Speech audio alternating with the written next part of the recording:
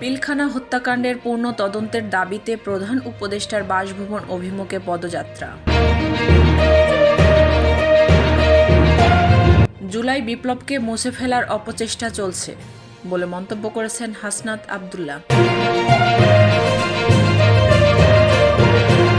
সীমান্তে হত্যার পর কাঁটাতারে ঝুলিয়ে রাখা সেই ফেলানির পরিবারের দায়িত্ব নিলেন উপদেষ্টা আসিফ মাহমুদ।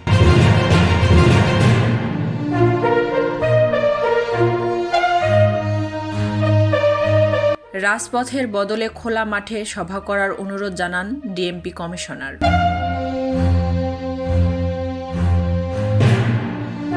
এ বছর থেকেই এমপিওভুক্ত শিক্ষকদের বদলি শুরু বলে মন্তব্য করেছেন শিক্ষা উপদেষ্টা।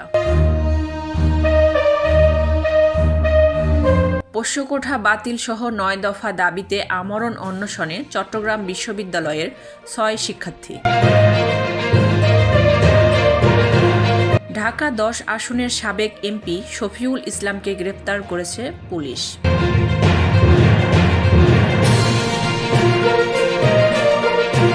সাদপন্থী তাবলিগ জামাতের ২৪ জনের আগাম জামিন মঞ্জুর।